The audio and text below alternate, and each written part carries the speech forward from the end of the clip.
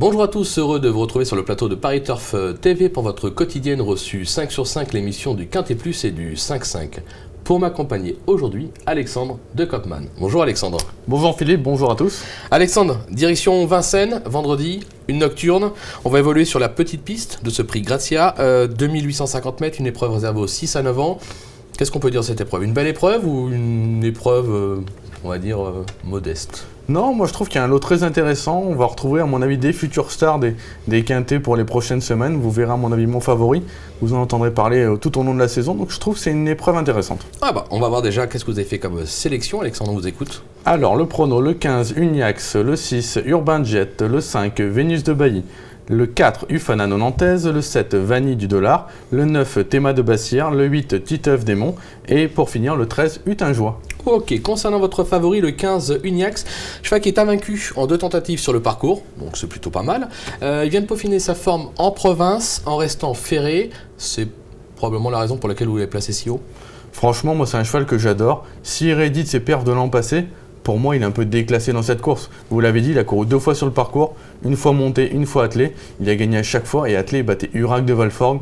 Urac de Valforgue, pour moi, ce serait le grandissime favori ici en tout cas. D'accord, et là il sera déféré de l'antérieur, donc c'est un plus. De surcroît, son entourage à pas caché, c'est la course visée de longue date.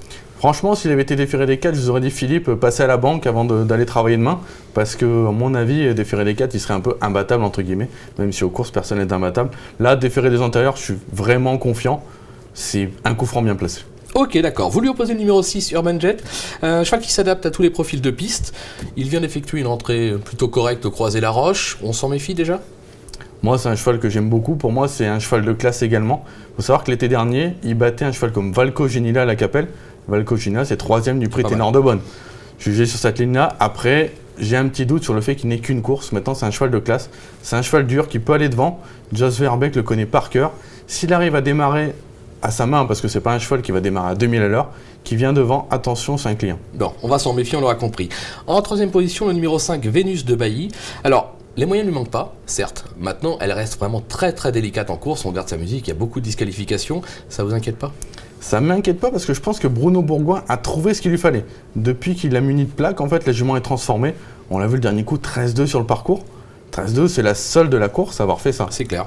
Donc je pense qu'il faut s'en méfier et il faut savoir que c'est une jument qui est passée par les réclamés.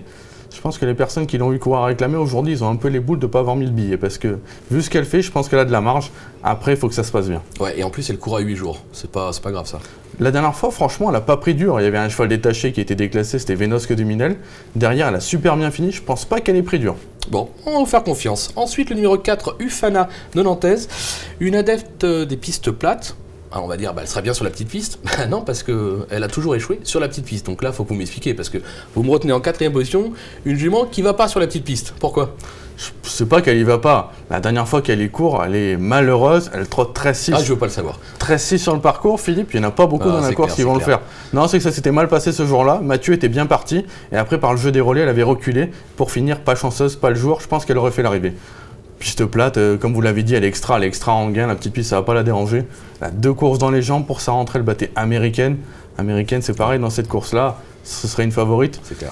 Faut le bon parcours. Voilà, je pense qu'il y a des juments comme Vénus de Bailly, comme Ufana Nantaise, comme Vanille du Dollar. C'est des premières chances pour les places. Maintenant, c'est le parcours qui fera la différence. Bon, on va vous faire confiance, on va la racheter. Enfin, en 5e position, le numéro 7, Vanille du Dollar, vous en parliez. Elle n'a pratiquement jamais déçu sur la petite piste. Elle reste sur une bonne 3e place en province, c'était à Lisieux. Là aussi, on s'en méfie, mais plus pour une place. Ouais, mais c'est vrai que là, vous pouvez me dire, là, au moins le parcours, elle y a couru 4 fois, 3 fois à l'arrivée, toujours pour des places. C'est une bonne jument. Dernier coup à Lisieux, elle battait quand même Union du Rib, qui a gagné le quintet la semaine dernière. Donc la ligne oblige, la jument est sur la montante. Elle va bien démarrer, après il va falloir se placer et le parcours fera la différence. Mais c'est une candidate sérieuse pour les places. Il faut qu'elle ait vraiment le bon parcours, faut qu'elle ait un parcours caché. Faut qu'elle ait le bon parcours. Hein. Trop vite quoi. Mais je pense que c'est le cas de 80% des concurrents de cette épreuve, sauf Uniax, qui pour moi peut tourner autour des autres, et Urban Jet qui a la tenue également nécessaire. Mais on l'a compris, votre favori, on passe pas encore à la banque, mais enfin, on peut déjà commencer à aller voir vers la caisse d'épargne. On peut s'avancer un peu. On peut s'avancer un peu. C'est le moment de notre minute terrain. On va parler de Hulk de Gaudisson. C'est le regret de cette course, on y reviendra, puisque Arnaud Lecomte a été à la rencontre de Gilbert Sorieux qui nous parle de Hulk de Gaudisson qui vient d'effectuer une entrée sur l'herbe. On l'écoute. Oui, c'est un essai que j'ai fait sur l'herbe. Et puis, c'était pas mal. Tout tout compte fait, mais bon, c'était quand même une rentrée. Le cheval, il avait pas couru depuis un moment. Bon, c'est une piste qui est quand même sélective. Puis bon, je l'ai couru quand même assez gentiment quand même.